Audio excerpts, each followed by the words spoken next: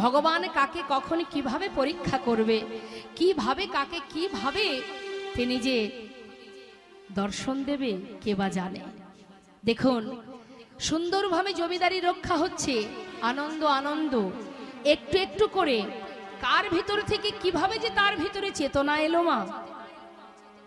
আজ এই মহতি হরিবাসর আপনারা কৃষ্ণ নাম হরিনাম শ্রবণ করছেন, নাম শুনতে শুনতে 3 ঘন্টা ধরে বা সারাদিন ধরে যত কৃষ্ণ নাম লীলা কথা শ্রবণ করছেন, এই সারাদিনের মধ্যে যদি কোনো জীবের ভিতরে একটি কথা প্রবেশ করতে পারে, একটা কোনো কথা যদি তার ভিতরে একবার প্রবেশ করে, হৃদয় মন্দিরে যদি গিয়ে সেই কথাটা প্রবেশ করে, দেখবেন ওই একটা কথাতেই তার ভিতর থেকে একটু একটু চৈতন্য হয়, চেতনা হয়।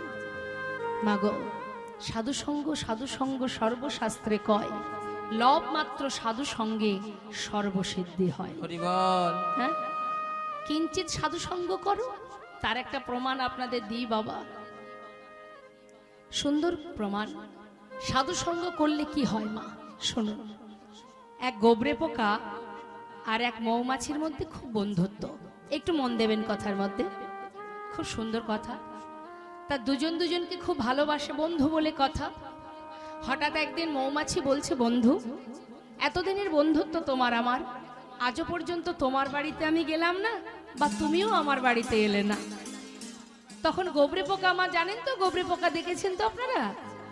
হ্যাঁ, তা বলছে গোবরে পোকা বলছে, ঠিকই তো বলেছো বন্ধু, তাহলে একদিন যাওয়াই যাক। তা কে কার বাড়ি যাব? গোবরে পোকা বলছে, তাহলে তুমি আগে আমার বাড়ি চলো। তখন গোবরে পোকার কথা শুনে মৌমাছি চিন্তা করছে মা, যে ওর বাড়িতে যাওয়া মানে ও কি খায়? গোবর খায়, অর্থাৎ ওর বাড়িতে যাওয়া মানে আমাকে তো গোবরই খেতে হবে। আর ওকে যদি আমি আমার বাড়িতে নিয়ে যাই, মৌমাছি কি খায় মা? ফুলের মধু। তাহলে এক কাজ করি, বুদ্ধি করে মৌমাছি বলছে, বন্ধু আগে তুমি আমার বাড়ি চলো। ভালো কথা, যাওয়া যাক। ঠিক তার পরের দিন গোবরে পোকা মৌমাছির সঙ্গে গেছে তার বাড়িতে। নিতাই গৌর হরি বল। তা মৌমাছির বাড়ি কোথায়? একটা সুন্দর সরোবরের মধ্যে নিয়ে গিয়ে সেখানে প্রচুর পদ্ম ফুল ফুটে আছে। বলছে, বন্ধু এই দেখো, এই যে আপনারা বসে আছেন মা গোবিন্দের সরোবরে, সবাই এক একজন পূর্ণ প্রস্ফুটিত ফুল হয়ে ফুটে আছেন। এখন মৌমাছি বন্ধুকে নিয়ে এসে বলছে, এই দেখো, দেখতে পাচ্ছ কত ফুল ফুটে আছে? এটাই আমার বাড়ি, এটাই আমার ঘর। তা বন্ধু আমার বাড়ি এসেছো যখন, তাহলে তোমাকে তো কিছু খেতে দিতে হবে। তা তুমি এক কাজ করো, তুমি এই যে সরোবরে ফুল ফুটেছে, কোনো এক ফুলে বসে তুমি মধু পান করো, আর আমি এক ফুলে বসে মধু পান করি। ভালো কথা। গোবরে পোকা ফুলের মধ্যে গিয়ে বসেছে মা, এখন মধু পান করছে। পাশের ফুলে কে আছে? মৌমাছি। কিছুক্ষণ পর জিজ্ঞাসা করছে চিৎকার করে, বন্ধু ও বন্ধু, মধু পান করছো তো? ভালো লাগছে?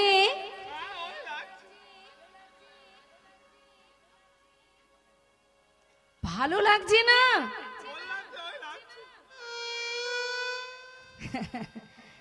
আচ্ছা ঠিক আছে, পান করতে থাকো, আমি বলছি ঠিক এক সময় ভালো লাগবে। হ্যাঁ, কিছুক্ষণ পর আবার মৌমাছি ডাকছে, বন্ধু কেমন লাগছে?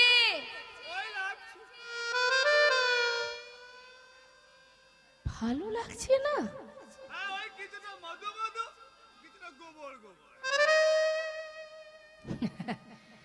আচ্ছা বাবা, মধু পান করলে তো মধুর স্বাদই পাবে, এর ভিতরে আবার গোবর এলো কোথা থেকে? আচ্ছা একটা কথা জিজ্ঞাসা করবো বন্ধু, তুমি যখন মধু পান করতে ফুলে বসেছিলে, তার আগে নিজের মুখটা ভালো করে সরোবরের জলে ধুয়েছিলে? মুখ ধোনি? তাহলে কি করে হবে? কি কাজ? হ্যাঁ, আচ্ছা,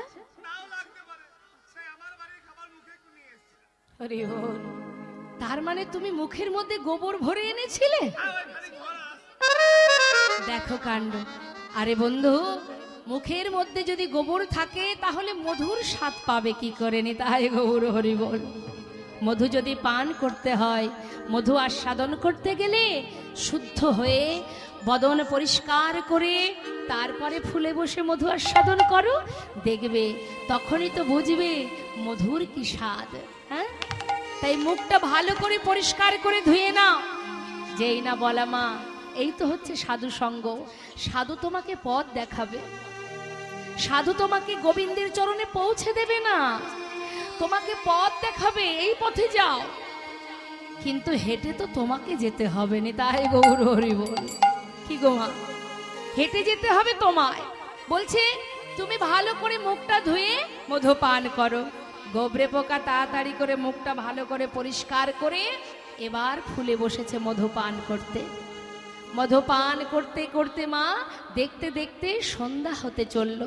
সন্ধ্যা হলে কি হয় দেখবেন, যখন সন্ধ্যা হয়ে যায় ফুলের পাপড়ি আস্তে আস্তে বন্ধ হয়ে যায়, তাই না, মুদিত হয়ে যায়। এখন পাশের ফুলে বসে মৌমাছি ডাকছে, বন্ধু বন্ধু, চেয়ে দেখো, একটু একটু করে সন্ধ্যা হয়ে চলেছে, আর বেশিক্ষণ থেকো না, উঠে এসো। কোনো সাড়া পাচ্ছে না। আবার ডাকছে, বন্ধু বন্ধু, তুমি কোথায়? বন্ধু, ফুলের ভিতর থেকে উঠে এসো, না হলে ফুলের মধ্যে বাধা পড়ে যাবে। ফুলের ভিতর থেকে বলে উঠল, এমন করে ডেকো না বন্ধু, যদি তুমি ডাকো আমি যে আস্বাদন করতে পারবো না। আমায় ডেকো না, মধু পান করতে দাও। কেন বারবার ডাকছো আমায়? হরি বল, হরি বল। মৌমাছি চারিপাশে ঘুরছে, কোথায় আছে বন্ধু? সন্ধ্যা হলো, সূর্য পশ্চিম দিকে ঢলে পড়েছে, অন্ধকার হয়ে যাবে, খুঁজে পাচ্ছে না বন্ধুকে। বন্ধু, তুমি কোথায়? হরি বল। গোবরে পোকা ফুলের ভিতরে বসে মধু আস্বাদন করতে করতে কখন যে মধুর মধ্যে নেশায় ডুবে গিয়ে সেই অমৃত আস্বাদন করতে করতে ফুলের মধ্যে বাধা পড়ে গেছে। হরি বল। মৌমাছি সারা রাত অপেক্ষা করছে বন্ধুকে পাবার আশায়। ভোর হতে না হতে একজন সাধু গোবিন্দ সেবার জন্য সরোবরে কুসুম চয়ন করতে এসেছে। ফুল তুলতে এসে সরোবরে যত ফুল ছিল সব কুড়িয়ে তুলেছে মা।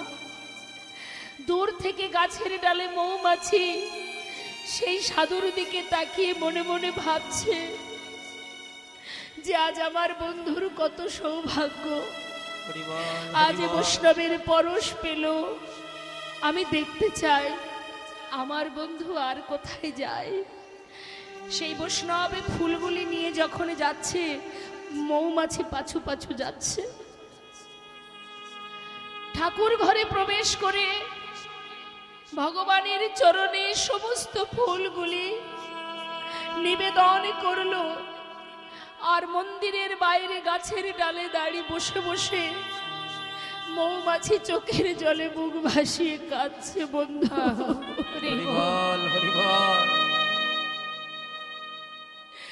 এ তোমার কেমন ভাগ্য, প্রকৃত মধু আস্বাদন করেছ বলে আজ যে তুমি গোবিন্দের কৃপা লাভ করলে।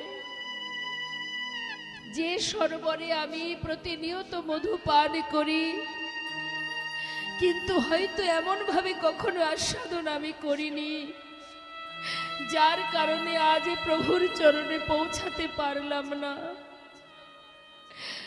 সারা রাত গোবিন্দের চরণ পানে নয়ন দিয়ে মৌমাছি মন্দিরের বাইরে গাছের ডালে বসে বসে অপেক্ষা করলো। ঠিক তার পরের দিন সকাল হতে না হতে সেই বৈষ্ণব ফুলগুলো সব নিয়ে চলে গেল গঙ্গার জলে ভাসিয়ে দিতে। মৌমাছি দেখলো যে বৈষ্ণবের কৃপা পেল, গোবিন্দের চরণ পেল, আবার গঙ্গার জলে নিয়োজিত হলো। গঙ্গার জলে দিল, আর মৌমাছি দূর থেকে গাছের ডাল থেকে বসে বসে কাঁদে আর বলে, বৈষ্ণব একবার মোরে কৃপা করো, একবার মোরে কৃপা করো। হরি বল হরি বল। তো মাগো, সাধু সঙ্গ যদি কেউ প্রকৃত করতে পারে, যদি বৈষ্ণব সঙ্গ করতে পারে, কোন জীব যদি প্রকৃতভাবে শুদ্ধভাবে গুরু কৃপা লাভ করতে পারে, সে অনায়াসে গোবিন্দ চরণে পৌঁছাতে পারে। গুরুর প্রতি শ্রদ্ধা, ভক্তি, নিষ্ঠা, ভালোবাসা দিতে হবে, তবে তুমি তোমার সঠিক পথ খুঁজে পাবে। ভিতরে যদি কোনো অহংকার থাকে, লোভ থাকে, লালসা থাকে, হবে না। ভক্ত সঙ্গ করো কৃষ্ণ কৃপা লাভ করবার জন্য।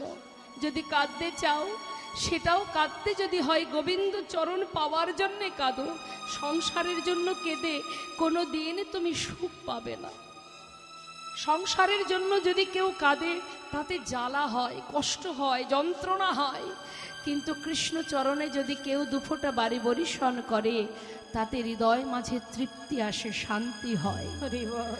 তাই আজ সেই লালা কিভাবে দেখুন সাধু সঙ্গ, ভক্ত সঙ্গ করতে করতে তার জীবনের একটু একটু করে সমস্ত কিছু ত্যাগ হয়ে গেল। মা দ্বারে এসে দাঁড়িয়েছে একজন ভিখারি। কিসের ভিখারি? না তিনি গোবিন্দ সেবা দেন, প্রভুর সেবা দেন, তাই দ্বারে এসেছে ভিক্ষা করতে। যেই না ভিক্ষা করতে এসেছে, লালা নিজে সেই দ্বারে এসে দাঁড়িয়েছে। ভিখারি, ও ভিখারি, তুমি ভিক্ষা করতে এসেছো, আমি তোমায় ভিক্ষা দেব, কিন্তু আগে বলো তো তুমি ভিক্ষা কেন করো? বাবু, আমি ভিক্ষা করি কেন জানো? শোনো তাহলে কি বলছে, শোনো। বাবু গো, বাবু গো,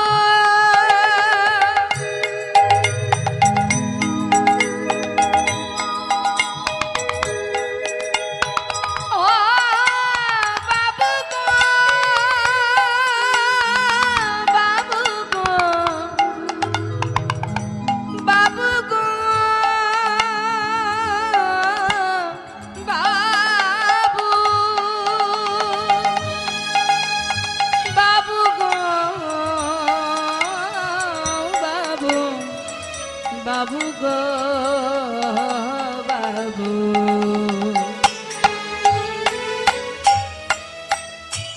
আমি হলাম দিন ভিখারি। ও গো বাবু, আমি হলাম দিন ভিখারি। বাবু, আমার ঘরে আছে গিরিধারী, তাই দাঁড়ে দাঁড়ে আমি ভিক্ষা করি। বাবু গো বাবু, বাবু গো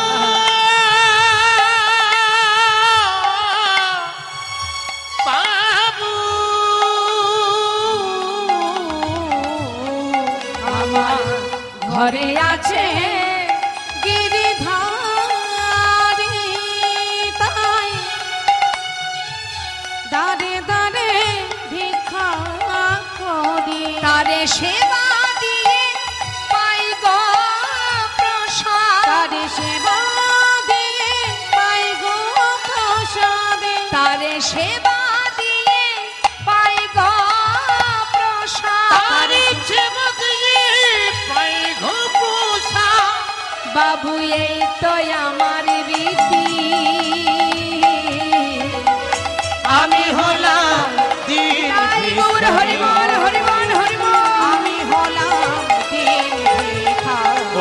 বাবু আমি হলাম দিন ভিখারি বলে ও গো বাবু আমি হলাম দিন ভিখারি। তুমি গিরিধারী সেবা দিয়ে প্রসাদ পাও, সেই কারণে দাঁড়ে দাঁড়ে ভিক্ষা করো। আচ্ছা শোনো, তুমি অপেক্ষা করো, আমি এক্ষুনি আসছি। লালা কি করেছে মা, মস্ত বড় জমিদার লালা অনেক দামি দামি রত্নগুলো একত্রিত করে একটা পুটুলি বেঁধেছে ভিখারিকে দান করবে বলে। ভিখারি সেগুলো হাতে নিয়ে বলছে, বাবু এর মধ্যে কি আছে? অনেক দামি রত্ন আছে, নিয়ে যাও। তাই গৌর হরি বল। ঠিক আছে বাবু, তাহলে এগুলো দিয়ে আমি করব কি? কেন, আমার মতো ধনী হয়ে যাবে। বেশ, বাবুর কথা মতো সেই দামি দামি রত্নের পুটুলিটা নিয়ে মা এক পা দুপা করে চলে যাচ্ছে, কিন্তু লালা দাঁড়িয়ে আছে সেই দরজার কাছে।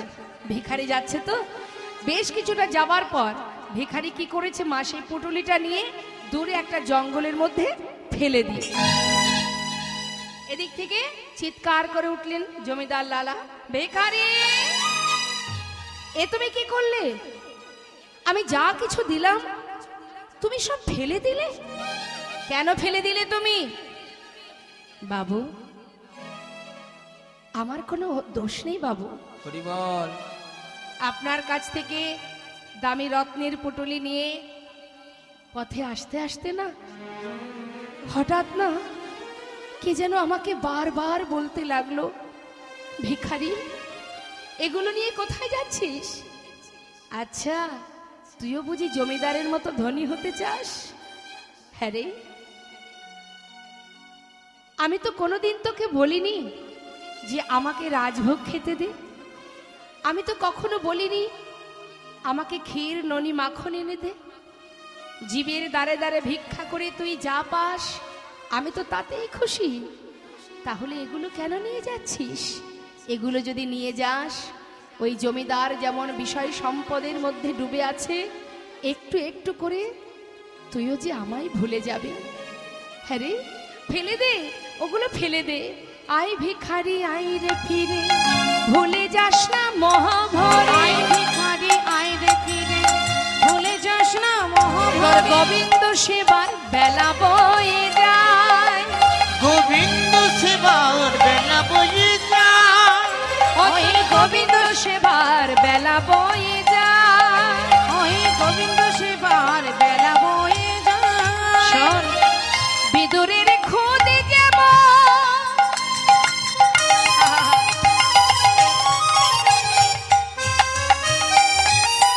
ভিখারি, ওই বিদুরের ঘরে খুদ যেমন আমি সেবা করেছিলাম, ঠিক তদ্রূপ তোর ভিক্ষার অন্ন তেমন।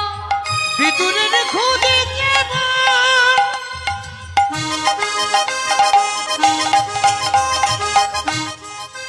ওই না তোর ভিখার অন্য তেমন। সেবা দিতে ভুল করিস নে আমায়, সেবা দিতে ভুল করিস নে আমায়। আই ভিখারি আই রে আই ফিরে, ভিখারি আই রে ও তুই ফিরে, আই ভিখারি আই রে ও তুই আই ফিরে। ভিখারি আই রে ফিরে, ভুলে যাস না মহাভরে, আই ভিখারি আই রে ফিরে। ভুলে যাস না মহাভরে। আই ভিখারি আই রে ফিরে, সেবা দিতে ভুল করিস নে আমার। সেবা দিতে ভুল করিস নে আমায়। কত সুন্দর শিক্ষা দিলেন মা। বিদুরের খুদ যেমন তোর ভিক্ষার অন্ন তেমন।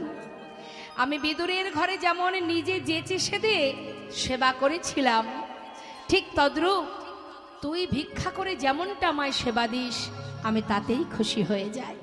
ক্ষীর সর ননি মাখন তো আমি তোর কাছে চাইনি। তাই মাগো দেখুন, মোহের মধ্যে ডুবে থাকলে কখনো ভগবানকে পাওয়া যায় না। হ্যাঁ, তোমার যেমন আছে, যতটুকু আছে, তুমি যদি শুদ্ধ ভক্তি দিয়ে, তুমি যদি শুদ্ধ প্রেম দিয়ে ভগবানের সেবা দাও, তুমি ভাবছো আমার কাছে কিছুই নেই, 100 টাকা আছে, আমি কি করে গোবিন্দ সেবা দেব। অনেকেই দেখবেন ভাবে আমাদের ইহজগতের জীব যে যার টাকা আছে তার ভগবান আছে, অনেকে বলে, কিন্তু ভুল কথা। টাকা থাকলেই ভগবানকে পাওয়া যায় না। হ্যাঁ, অর্থ দিয়ে ভগবানকে পাওয়া যায় না। যার মধ্যে ভক্তি আছে, ভগবান ভক্তি বড় ভালোবাসে। আর তাকে বশ করতে গেলে, তাকে পেতে গেলে আগে চাই ভক্তি। ভক্তি হচ্ছে মা এক, সংখ্যায় যে এক আছে সেই এক হলো ভক্তি। এবার তারপরে যদি তোমার ভিতরে যদি তুমি ব্রত করো, তীর্থে যাও, দান ধ্যান করো, তাহলে একের পিছনে একটা একটা করে শূন্য বাড়তে থাকবে। কিন্তু প্রথমের একটা যদি না থাকে, শূন্যর কোনো মূল্য হবে না। নিতাই গৌর হরিবল হরিবল। তাই বলছি যে তুই মোহের মধ্যে ডুবে যাস না, ধন সম্পদের আশা করিস না, সব ফেলে দে। তুই যেমন করে ভিক্ষা করে সেবা দিচ্ছিস, আমি তাতেই খুশি। কতখানি দীনতা দেখুন মা, কত ভালোবাসা। ভক্তের প্রতি ভগবানের কিছুই চাওয়ার নেই, শুধু নিজেকে দান করে দাও। দেহদান দেহদান দেহদান, নিজেকে সঁপে দাও। যার দেয়া দেহ তার চরণে সঁপে দাও, আর কিচ্ছু চাই না আমি। সঁপে দিয়ে যদি একবার দুটি বাহু তুলে দুফোঁটা নয়ন বাড়ি বরিশন করে যদি তুমি ভালোবাসার মতো ভালোবাসতে পারো, ডাকার মতো যদি ডাকতে পারো। ঘরের কোণে ভগবানের বিগ্রহ আছে, চিত্রপট আছে, সারাদিনে সেবা দিচ্ছি। কি সেবা দিই? সারাদিনে ভগবান কি কবার সেবা দেন দেখি একটু দেখান, হাত তুলে বলুন। দুবার, তাই তো? আমরা কতবার সেবা করি? হরি বল। সারাদিন তো রান্নাঘরে কেটে যায়, তাই না আমাদের? তাও আবার একটা কথা, একবারে রান্না দ্বিতীয়বার চলবে না, তাতে কি হবে? শরীর খারাপ হবে। আর ভগবানের সেবার জন্য কি আমরা রেখেছি মা গুছিয়ে? বাতাসা, খেলেও বাতাসা, না খেলেও বাতাসা। তাও কি আমরা সেই প্রসাদ নিজেরা সেবা করি না? কারা সেবা করে? দেখবেন সকালবেলা স্নান করে দুটো বাতাসা ভগবানের সামনে থাকে, দুইয়ের জায়গায় যদি চার হয়ে যায়, কি করি আমরা? সেটাকে আবার তুলে রাখি না দিয়ে দিই? আবার দেখুন কতটা ভালোবাসি আমরা। বাড়ি থেকে যখন কোথাও বেরিয়ে যায়, ঘরের মধ্যে একজনই থাকেন, সে হলো গোবিন্দের সেই চিত্রপট। প্রভু রইল তোমার সংসার, তুমি দেখো।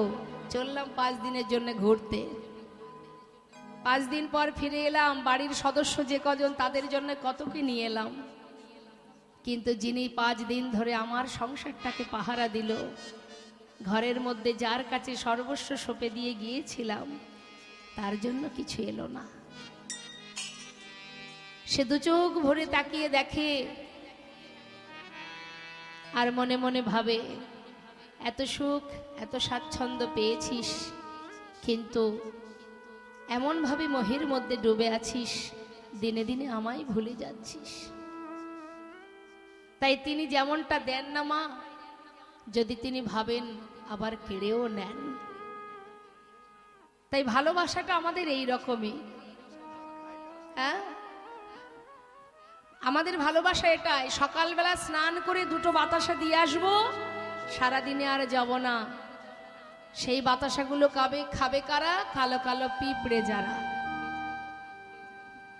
এটাকে তোর ভালোবাসা বলে না। ভগবানের কাছে শুধু চাইতে জানি আমরা, সুখে রাখো, ভালো রাখো, শান্তিতে রাখো, বলি না আমরা? সর্বদাই চেয়ে থাকি, ফুল তুলসী দিয়ে দুটো বাতাসা দিয়ে এটাই চাইতে থাকি, শান্তি দাও, সুখ দাও, ভালো রাখো। কিন্তু ভক্ত এটা চায় না মা। প্রকৃত যে ভগবানকে ভালোবাসে সে কিন্তু এটা চায় না। সে কি চায় শুনুন তাহলে।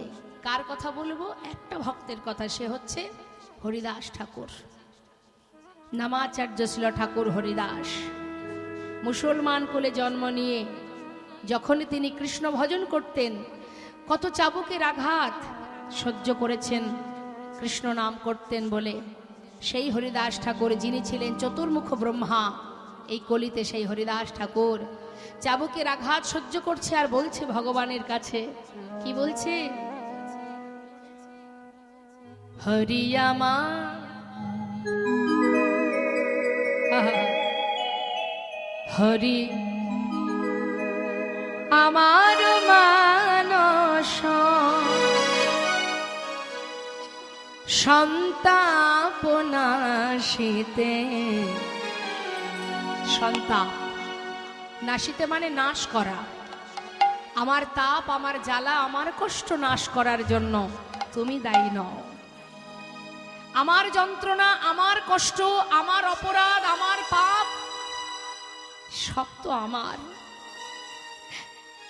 তুমি যেন এর জন্য কষ্ট পেও না। জীবনে যে কষ্টই পাই না কেন তার জন্য দায়ী আমি, কিন্তু তুমি যেন আমার জন্য কষ্ট পেও না। হরি আমার মানস সন্তাপনাশিতে, ইথে যদি তব দুঃখ হয়, আমার যা হবার তাই হবে, তুমি কেন দুঃখ পাবে?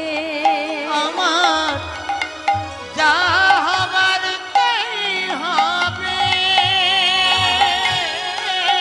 হরি বল। তুমি কেন দুঃখ পাবে? সুখে থাকো তুমি সুখময়। হরি আমার মানুষ সন্তাপনাশীতে, এতে যদি তব দুঃখ হয়, আমায় ফেলে একা বন্ধুহীন দেশে,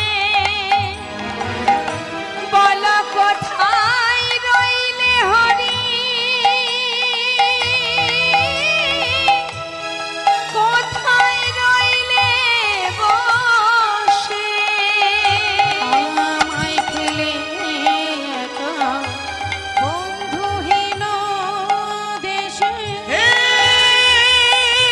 দীপাময়,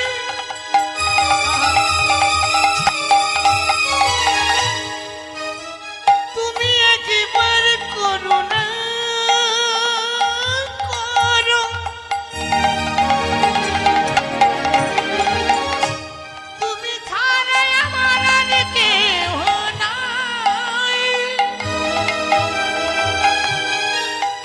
হে দীপাময়, করুণাময়, তুমি করুণা করো, হে দীপাময়। ওগো আমায় ফেলে একা বন্ধুহীন দেশে, কোথায় কোথায় রইলে হরি, কোথায় রইলে বসে? আমি তোমার উদ্দেশে যাব গো সেই আমি দেশে। তোমার উদ্দেশে যাব গো সেই দেশে, প্রভু দিতে আমার নব পরিচয়। আমায় গৌর হরি বল, হরি বল, হরি বল। সন্তাপনাশীতে, ইথে যদি তব দুঃখ হয়, হরি দয়াময় মানুষ সন্তাপনাশীতে, ইথে যদি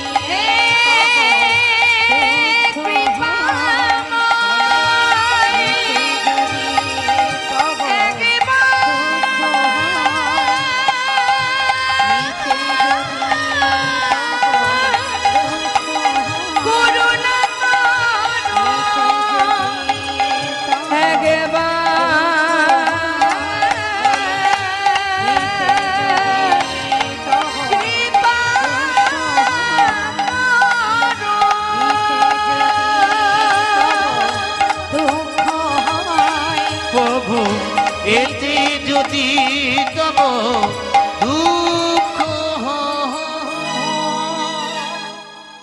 ভালোবাসতে হবে মা, কিছু পাওয়ার আশা করে নয়, শুধু তোমার কাছে একটি নিবেদন প্রভু। এসেছি যেমন যেতে তো হবে, পথে বসে যেন কাঁদতে না হয়, যেন তোমার চরণে পৌঁছাতে পারি। হরি বল। তুমি তো পতিত পাবন, তুমি তো কাঙালের হরি, তুমি তো দয়াল, হরি বল। কৃপা করে তোমার রাঙা চরণে আমার মতো একজন পাষণ্ড দুরাচারকে তুমি স্থান দিও। বাবু, আজ যদি আপনার এই ধন সম্পদ আমি নিয়ে যাই, একটু একটু করে আপনার মতো এই ধন সম্পদে যদি আমার মন বসে যায়, আমার যে কৃষ্ণ ভজন হবে না, গিরিধারীকে আমি ভুলে যাব। তাই সর্বস্ব ফেলে দিলাম বাবু। লালা বলছে, শোনো ভিখারি, তুমি চলো আমার ঘরে, আমার ঘরে থাকবে, সমস্ত দায়িত্ব আমি নেব। তুমি ঘরে বসে শুধু কৃষ্ণ নাম করবে আর আমাকে কৃষ্ণ নাম শোনাবে। বাবু, আপনার এই জমিদারি মহলে যদি আমি থাকি, আপনার মতো দিনে দিনে আমিও তাকে ভুলে যাব। তাই বাবু, আমার ছোট্ট কুড়ে ঘরই আমার কাছে ভালো, আমি আর সময় নষ্ট করব না, এবার আমি আসি। এই বলে ভিখারি যেই চলে গেল, লালা মনে মনে চিন্তা করতে লাগলেন, মা, তবে কি বিষয় সম্পদের মধ্যে থাকলে গোবিন্দকে ভুলে যেতে হয়? হরি বল। তবে কি এই জমিদারি রক্ষা করতে করতে আমার কৃষ্ণ ভজন হবে না? তবে কি আমার গোনা দিন ফুরিয়ে গেলে গোবিন্দের কৃপা লাভ করতে পারবো না? ঘরে ফিরছে মা, ঘরে ঢুকছে, একটু একটু করে ঘরের ভিতরে প্রবেশ করে দেখছে কি যে সেই জমিদার মহলে যে কাজের মেয়েটি, সে জমিদারের বিছানায় শুয়ে আছে। তাই না দেখে লালা চিৎকার করে উঠলেন, কে আছিস? ওর এত বড় সাহস, জমিদারের বিছানায় শুয়ে আছে, ওকে নিয়ে যা, নিয়ে গিয়ে ওকে 30 ঘা বেত্রাঘাত কর। চিৎকার শুনে তার কন্যা সুমতি ছুটে এলো, বাবা কি হয়েছে? এদিকে সেই কাজের মেয়েটি বিছানা থেকে নেমে লালার মুখের দিকে তাকিয়ে একবার কাঁদে, একবার হাসে। যেই না হেসেছে, আবার হাতটা চেপে ধরেছে। এত বড় সাহস তো, তোকে 30 ঘা বেত্রাঘাত করবো শুনেও তুই হাসছিস? কেন হাসছিস? বল আমাকে, তুই কেন হাসছিস? বাবু, জমিদারের বিছানায় শুয়ে আছি কাজের মেয়ে হয়ে, এটা তো অপরাধ। তার জন্য 30 ঘা বেত্রাঘাত আমাকে সহ্য করতে হবে। অপরাধ করলে কষ্ট পেতে হবে, অপরাধ করলে সাজা পেতে হবে। তাই আমি হাসছি। আর কাঁদছিস কেন?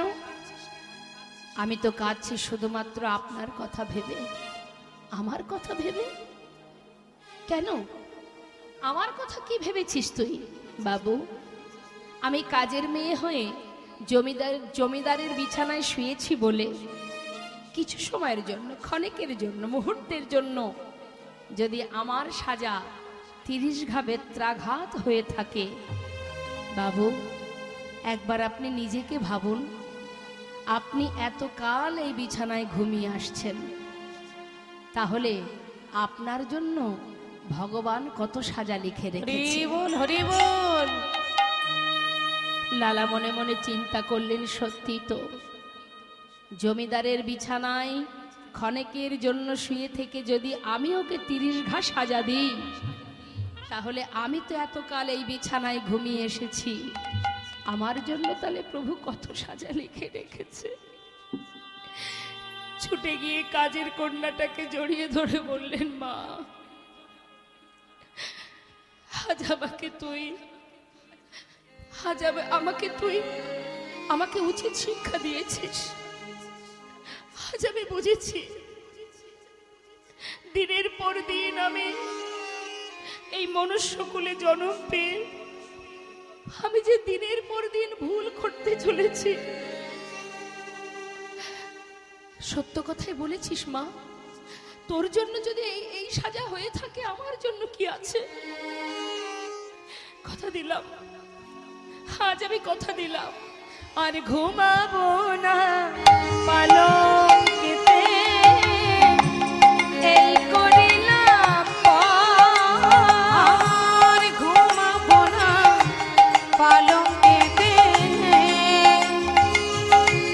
এই করিলাম আমি ঘুমাবো না পালঙ্কেতে, প্রাণ আমার থাকবে যতক্ষণ, দেহেতে প্রাণ আমার থাকবে যতক্ষণ, এ দেহেতে প্রাণ আমার থাকবে বলো না এ যতক্ষণ, দেহেতে প্রাণ আমার থাকবে যতক্ষণ। আর ঘুমাবো না পালঙ্কে, ঘুমাবো না পালঙ্কে, না ঘুমাবো না না না না পালঙ্কে, ঘুমাবো না পালঙ্কেতে, এই মন করিলাম আমি ঘুমাবো না পালঙ্কে, এই মন করিলাম আমি ঘুমাবো না পালঙ্কেতে, এ দেহেতে প্রাণ আমার থাকবে যতক্ষণ। দেহেতে প্রাণ আমার থাকবে যতক্ষণ। তাহলে মা